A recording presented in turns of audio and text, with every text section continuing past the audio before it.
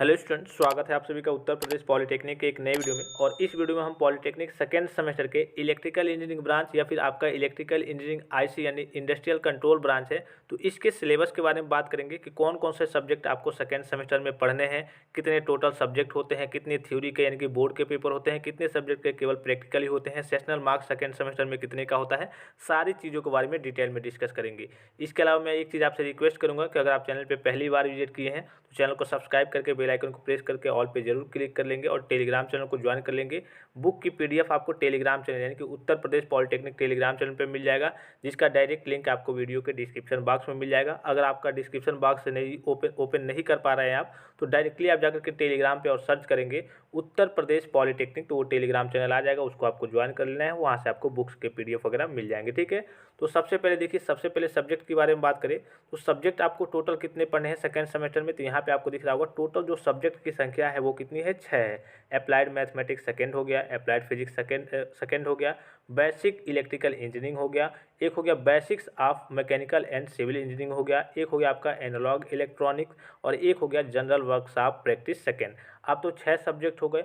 कितने के आपके कह लीजिए कि बोर्ड के एग्जाम देने हैं, बोर्ड के एग्जाम मतलब जो आपका बीटीपी बोर्ड का एग्जाम होता है सेमेस्टर वाइज, उसमें कितने के बोर्ड के एग्जाम देने होते हैं, तो इसमें से आपको 5 सब्जेक्ट के बोर्ड के एग्जाम देने होते हैं। ये पहला हो गया, दूसरा हो गया, तीसरा हो गया, चौथा हो गया, पांचवा। ये जो छठा सब्जेक्ट है जनरल वर्कशॉप प्रैक्टिस सेकंड, ये आपका इसका बोर्ड का एग्जाम नहीं होता है, इसका केवल आपका प्रैक्टिकल और वाइवा होता है। 5 सब्जेक्ट के आपको बोर्ड के एग्जाम देने होते हैं। अब बात आती है कि कौन से सब्जेक्ट में कितने कितने मार्क्स का इंटरनल असेसमेंट और एक्सटर्नल असेसमेंट होता है। तो यहाँ पे एक चीज़ दिख रहा होगा, आपको यहाँ पे दिख रहा होगा स्टडी स्कीम पीरियड, इससे आपको कोई लेना देना नहीं होता है। एक चीज़ होती है इंटरनल असेसमेंट, दूसरी चीज़ होती है एक्सटर्नल असेसमेंट।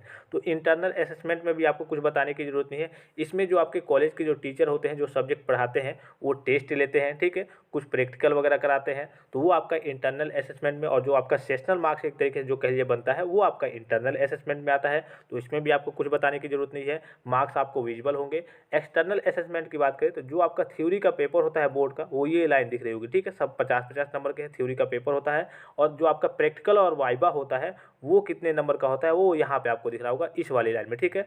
तो ये आपका एक्सटर्नल असेसमेंट में टोटल मार्क्स हो जाएंगे, ये इंटरनल असेसमेंट वाले टोटल मार्क्स हो जाएंगे, और ये टोटल आपका टोटल मार्क्स हो जाएगा पूरा, ठीक है। तो एक एक करके देख लेते हैं। जैसे अप्लाइड मैथमेटिक्स सेकंड की बात करें तो ये आपका इंटरनल असेसमेंट में कितना होता है, थ्योरी का पेपर यानी कि जो आपके टेस्ट वगैरह टीचर लेंगे, तो 20 नंबर का होगा। आपको मालूम है कि इंटरनल में मैथ में तो प्रैक्टिकल होता नहीं है। एक्सटर्नल की भी बात करें तो एक्सटर्नल में भी 50 नंबर का आपका पेपर होगा मैथ का, मैथ सेकंड का मतलब 50 नंबर का पेपर, 2.5 घंटे का समय रहेगा, और इसमें मैथ में आपका प्रैक्टिकल होता नहीं है। तो 50 नंबर ये हो गया, 20 नंबर ये हो गया, टोटल कितना हो गया यहाँ पे 70 नंबर। इसी प्रकार से अगर दूसरे सब्जेक्ट अप्लाइड फिजिक्स फर्स्ट की बात करें, जैसे कि आपने सेकंड की बात करें, फर्स्ट में आपने फर्स्ट पढ़ा होगा, आप सेकंड सेमेस्टर में आप सेकंड पढ़ने वाले हैं, तो 20 नंबर का आपके टेस्ट वगैरह जो होंगे वो होंगे, और 10 नंबर का प्रैक्टिकल होगा। तो इंटरनल में आपके 30 नंबर हो जाएंगे, ठीक है। इंटरनल को बताने से कोई ज़रूरत नहीं है। इंटरनल में जो आपके कॉलेज के टीचर होते हैं, जो सब्जेक्ट वगैरह पढ़ाते हैं, वो टेस्ट लेते हैं, और अटेंडेंस के बेस पे आपका जो सेशनल लेते हैं वो आपके इंटरनल असेसमेंट में आते हैं। बस एक्सटर्नल असेसमेंट आप देख लीजिए। तो एक्सटर्नल असेसमेंट की बात करें 50 नंबर का आपका पेपर होगा बोर्ड का,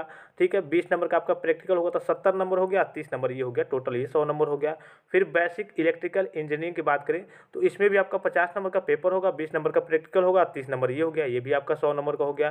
फिर basics of mechanical and civil engineering, ये आपका देखिए, अब जैसे मान लीजिए कि आप सिविल इंजीनियरिंग के बच्चे हैं तो आप पढ़ेंगे बेसिक्स ऑफ मैकेनिकल और इलेक्ट्रिकल इंजीनियरिंग।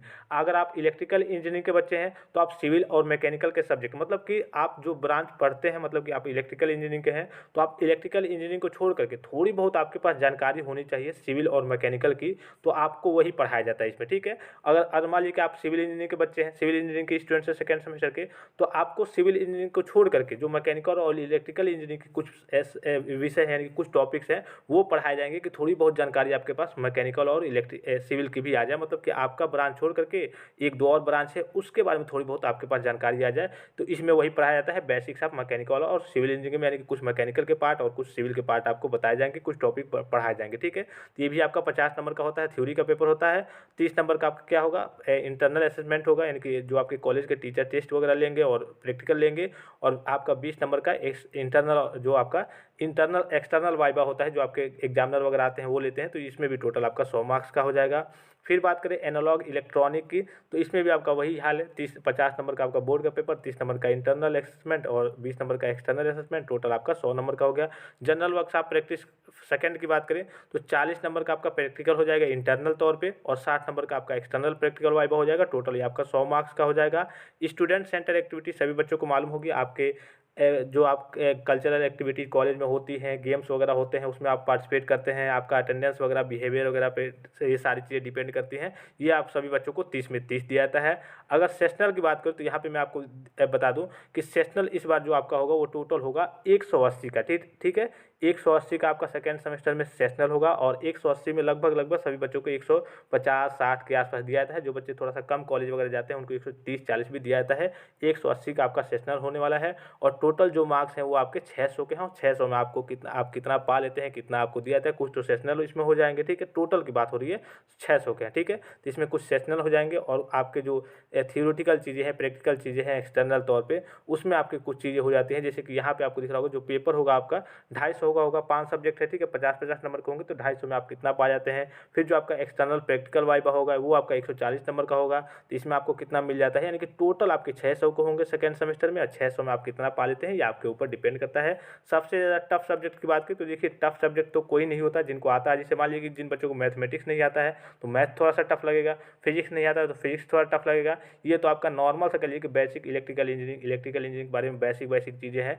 थोड़ा सा बच्चों को ये थोड़ा सा एनालॉग इलेक्ट्रॉनिक है, ये थोड़ा बहुत टफ लगता है, लेकिन टफ सब्जेक्ट कोई नहीं होता है। आपके पढ़ने के ऊपर ये डिपेंड करता है कि आप कैसे पढ़ते हैं। अगर सारी चीज़ों को अच्छे से ऑब्जर्व करते हैं, सारी चीज़ों के बारे में थोड़ी बहुत जानकारी आपके पास है तो आप अपने हिसाब से थोड़ा बहुत भी पढ़ लेंगे तो सारी चीज़ों को मैनेज कर लेंगे। तो आई होप कि ये वीडियो आपको काफ़ी ज़्यादा हेल्पफुल लगा होगा। बस आपको 5 सब्जेक्ट का यहाँ पे थ्योरी का पेपर देना होता है, बोर्ड का पेपर देना होता है और इसका आपका बोर्ड का पेपर वगैरह नहीं होता है। सेशनल मैंने आपको बता ही दिया कि लगभग आपका 180 मार्क्स का इसमें आपका सेशनल होगा और स्टूडेंट सेंटर एक्टिविटी 30 में 30 आपको दिया जाता है। ये जो यहाँ पे स्टार बना हुआ है इसका मतलब होता है, यहाँ पे आपको नीचे दिख रहा होगा, कॉमन होता है अदर डिप्लोमा प्रोग्राम। जैसे मान लीजिए कि इस पे स्टार अप्लाइड फिजिक्स सेकंड में स्टार बना हुआ है, यानी कि ये जो सब्जेक्ट है और भी डिप्लोमा के ब्रांचों में जैसे कि मैकेनिकल हो गया, आपका सिविल हो गया या फिर और भी जितने ब्रांच है उसमें भी ये कॉमन सब्जेक्ट है। ये डबल स्टार दिख रहा होगा तो ये आपका common with diploma in chemical engineering में या कॉमन सब्जेक्ट है, ठीक है। यहाँ पे जो डबल दिख रहा होगा, ये जो डबल दिख रहा है तो इसमें दिख रहा होगा डबल स्टार में common with diploma in chemical engineering में ये आपका कॉमन सब्जेक्ट है। और है इसके बारे में मैंने आपको बता ही दिया, ये आपकी स्टूडेंट सेंटर एक्टिविटीज़ होती है। आपके कल्चरल एक्टिविटी पे जो लेक्चर वगैरह होते हैं, गेम वगैरह, हॉबी वगैरह, उसमें पार्टिसिपेट वगैरह करते हैं या फिर नहीं, या फिर एनसीसी वगैरह और जितने भी कल्चरल एक्टिविटीज़ होती हैं उसमें आपको पार्टिसिपेट करना होता है। वो एक तरीके से आपके सेशनल टाइप का ये होता है, ठीक है। जैसे सेशनल वगैरह दिया जाता है उसी प्रकार से आपका स्टूडेंट सेंटर एक्टिविटीज SCA वगैरह दिया जाता है, गाना वगैरह गवाया जाता है और भी सारी चीज़ें क्रियाकलाप कॉलेज में होते हैं। तो आशा करता हूँ कि आपको सारी चीज़ें समझ में आई होंगी जितनी चीज़ें मैंने आपको बताई। इसके अलावा कोई कन्फ्यूजन, कोई डाउट्स, कोई समस्या रह जाती है तो आप कमेंट करके पूछ सकते हैं। और बुक के PDF के लिए आप Uttar Pradesh polytechnic Telegram channel को ज्वाइन कर सकते हैं। जितने भी BTUP से संबंधित लेटेस्ट अपडेट्स आती हैं या फिर जो भी जानकारी आती है उसकी भी जानकारी आपको वहाँ से इन्फॉर्मेशन वगैरह वहाँ से आपको मिलती रहती है। तो फिलहाल इस वीडियो में इतना ही, इजाज़त दीजिए। धन्यवाद, थैंक्स फॉर वॉचिंग। मिलते हैं नेक्स्ट वीडियो में।